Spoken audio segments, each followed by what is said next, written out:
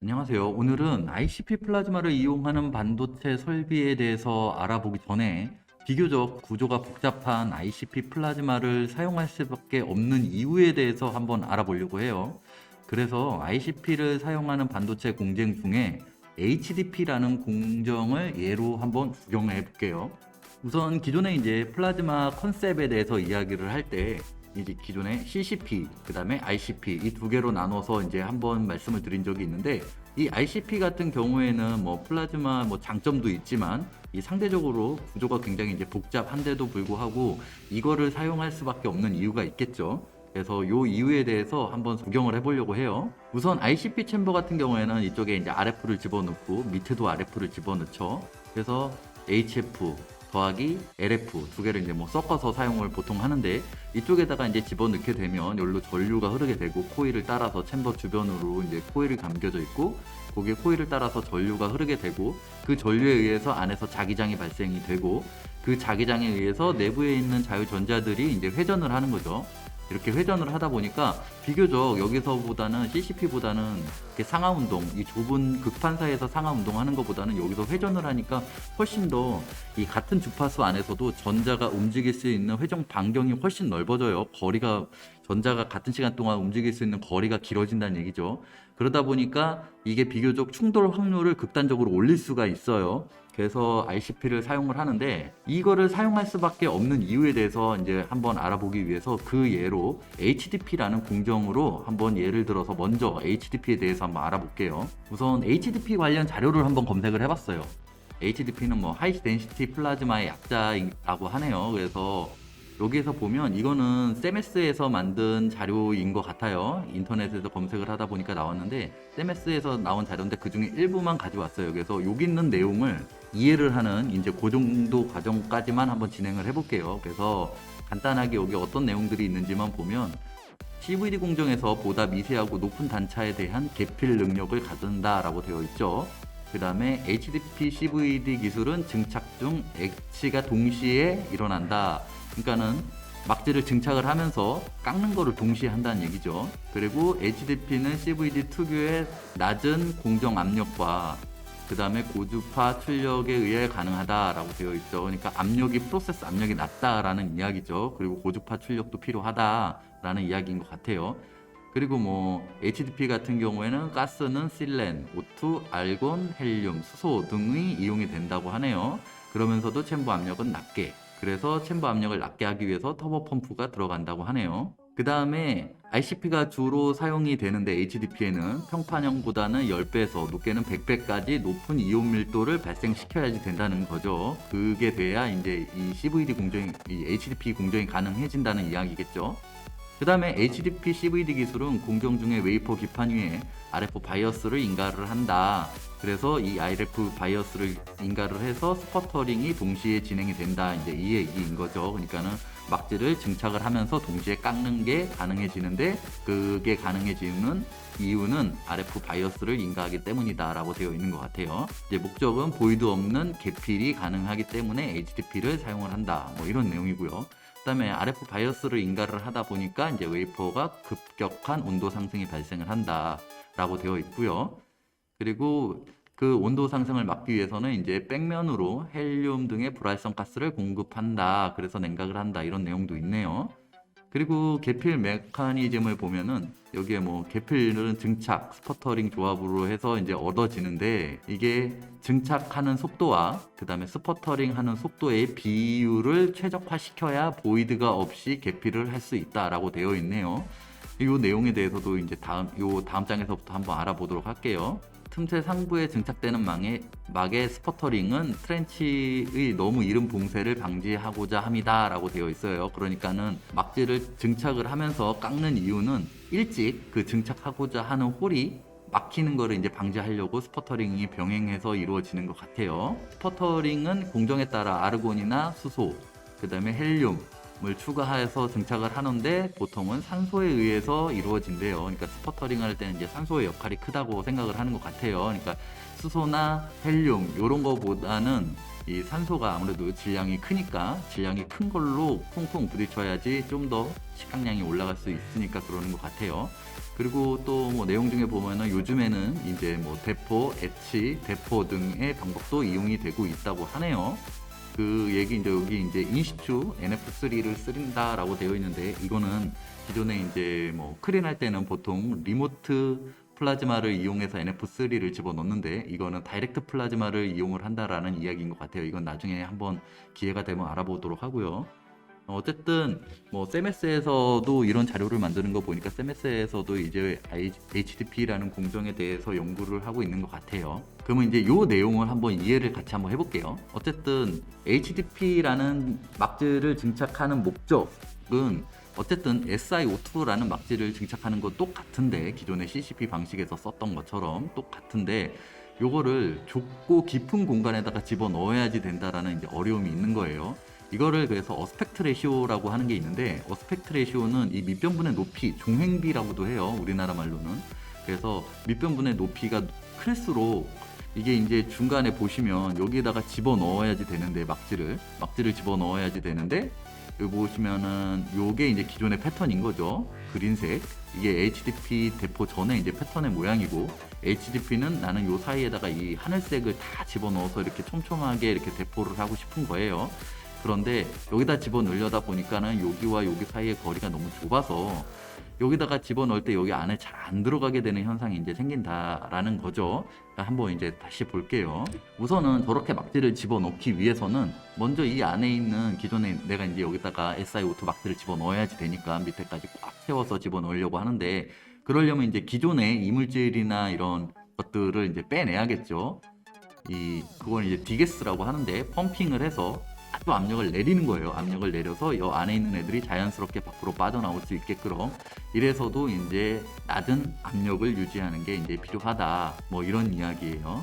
그 다음에 두 번째는 이제 보이드를 막아야지 되는데, 이 보이드라는 건 이런 식으로 막대를 덮다 보니까 입구가 막혀버려서 이 이제 파란색이 내가 집어넣고자 하는 SiO2라고 생각을 하면 되는데, SiO2를 이렇게 집어넣어야지 되는데, 집어넣다 보니까 입구가 먼저 막혀버리더라. 입구가 먼저 막히니까 이 안에 집어넣을 수가 없어, 더 이상.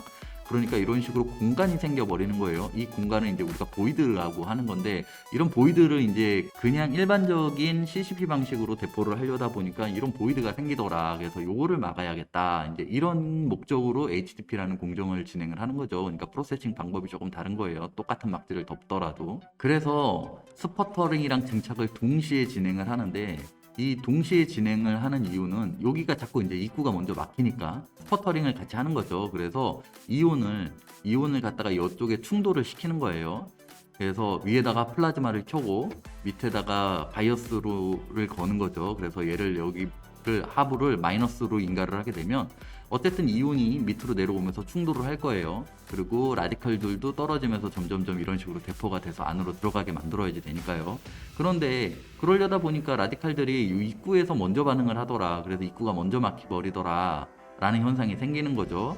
그래서 그러면 이온을 가속을 시켜서 하부로 충돌을 막 시키는 거죠. 충돌을 시키면 입구가 이제 열리게 만드는 거예요. 입구가 빨리 안 닫히게. 여기가 막혔을 때에도 막 때려서 여기를 충돌을 시켜서 입구를 열어서 입구가 열리고 난 다음에 이렇게 집어넣고자 하는 거죠. 그래서 입구가 먼저 막히는 걸 방지하고자 이제 스퍼터링을 하는 거죠. 그러기 위해서는 웨이퍼 하부에 이제 RF 바이어스를 이용을 하는 거예요. 그래서 밑에다가 RF를 집어넣고 셀프 바이어스라고 이전 시간에 한번 언급한 적이 있는데, 이거는 다음에 다시 한번 언급할 수 있으면 언급하기로 하고요.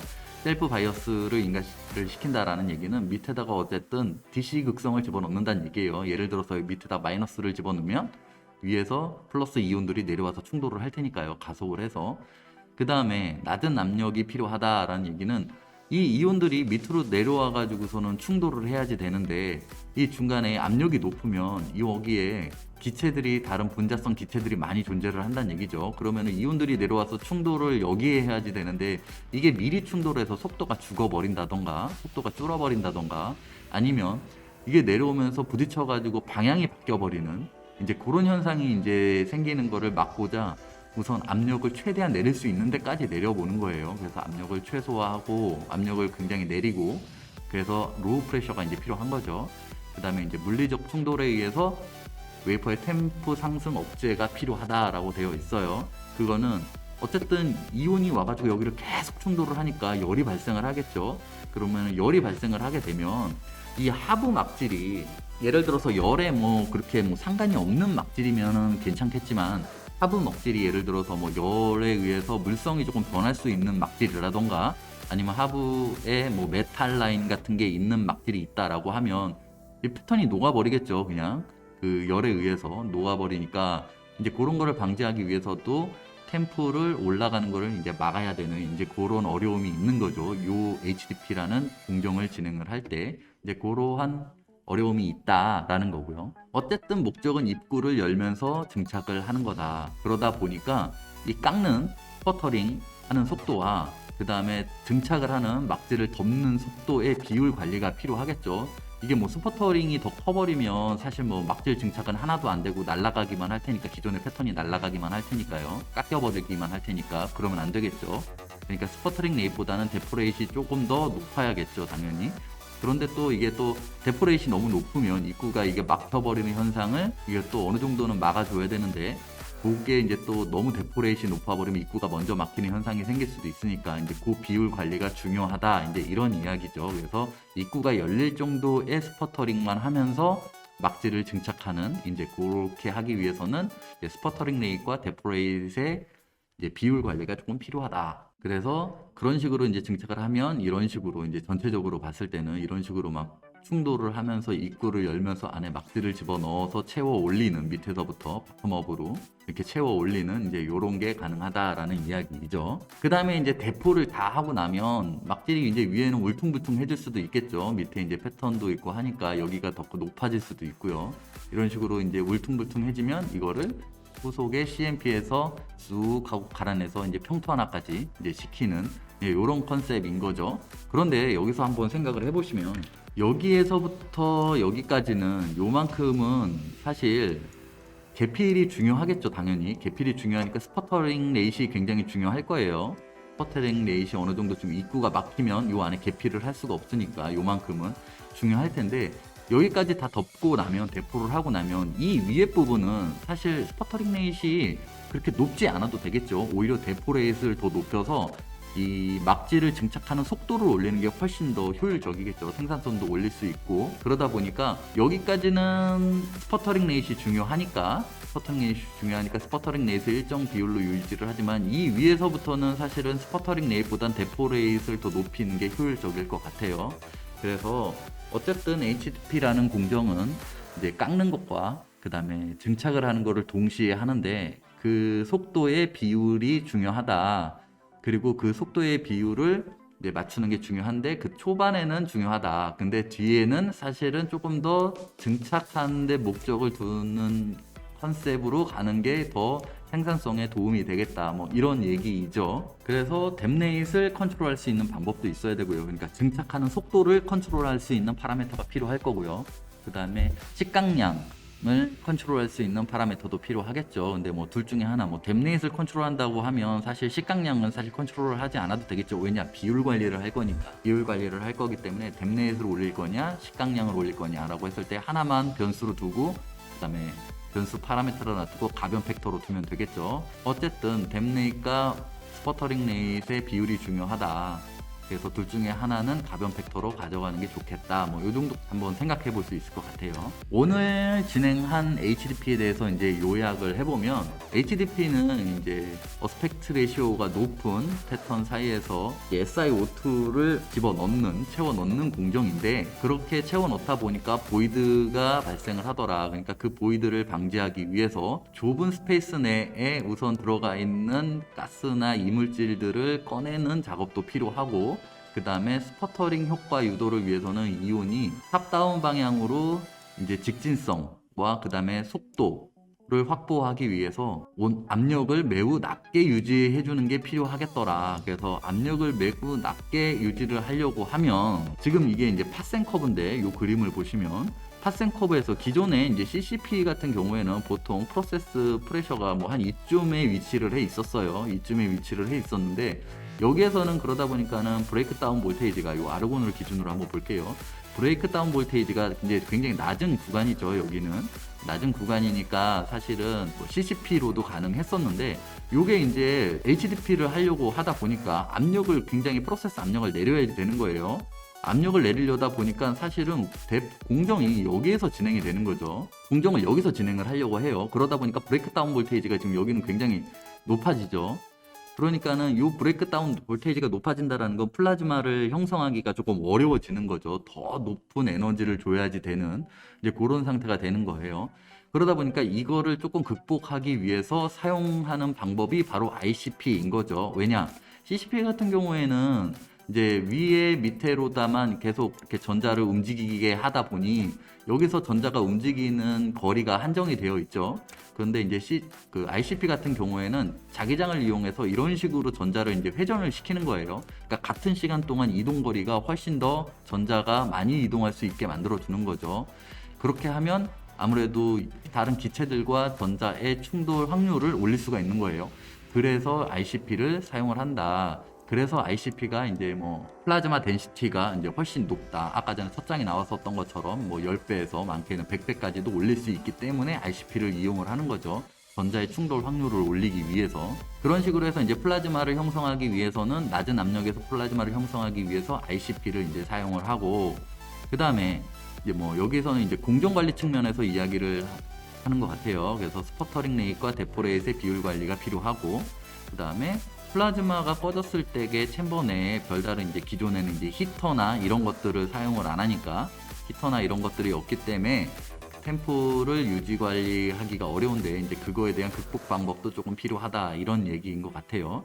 어쨌든 낮은 압력이 이제 필요하고 템프 상승 웨이퍼에 받는 템프 상승을 제어할 수 있는 방법이 필요하다라고 되어 있으니까, 그럼 하드웨어적으로는 어떤 것들이 좀 더 요구가 되어야지 되는지를 한번 볼게요. 낮은 압력을 사용을 해야 되니까 추가적인 뭔가 펌프가 필요하겠죠. 이 펌프를 터보 펌프를 사용한다고 1페이지에서는 나와 있었어요. 더 낮은 압력을 만들기 위해서 터보 펌프를 쓰고, 로우 프레셔에서도 플라즈마를 발생을 해야 되니까 ICP 컨셉을 사용을 하는 거고요. 아까 전에 여기서 설명을 드렸었던 것처럼, 이게 우리가 구경을 해봤던 것처럼. 그 다음에 이온 충돌을 유도하기 위한 ESC가 필요하다. 그러니까 즉 하부에 이제 셀프 바이어스를 만들기 위해서 이온이 위에서 밑으로 내려와서 가속해서 충격을 가할 수 있도록 유도하기 위해서 하부에 셀프 바이어스를 걸어야지 셀프 바이어스를 형성을 해야 되는데, 그 셀프 바이어스를 만들기 위한 장치가 이제 ESC라는 거예요. 그래서 이제 그러한 장치가 필요하다라는 거고요. 그 다음에 이제 웨이퍼가 온도가 올라가니까 이제 쿨링 시스템이 필요하다라고 되어 있고, 그 다음에 이제 쿨링을 하는 이제 여러 가지 방법 중에 이제 척킹을 하는 방법도 있고요. 그러니까는 ESC 웨이퍼가 올라가는 척이죠. 그 척이 이제 굉장히 이제 차가우면 되니까, 차갑고 거기에 또 쫙 잘 달라붙어 공간 없이 잘 달라붙어 있게 하기 위해서 척킹을 하는 거고요. 그 다음에 또 아무리 공간이 이렇게 없이 이렇게 꽉 달라붙어 있어도 압력이 너무 낮기 때문에 열 전도율이 떨어질 수 있겠죠. 그러니까는 이 척과 웨이퍼 사이에 헬륨을 집어넣어서 이 열 전도율을 좀 더 올려주는 역할을 할 수 있도록 만든다. 뭐 이런 이야기인 것 같아요. 그래서 오늘은 ICP에 대해서 알아보기 전에 우선 그 ICP를 사용하는 공정의 예로 HP라는 공정을 통해서 왜 ICP를 쓸 수밖에 없는지에 대해서 한번 알아봤어요. 오늘은 여기까지 할게요. 수고하셨습니다.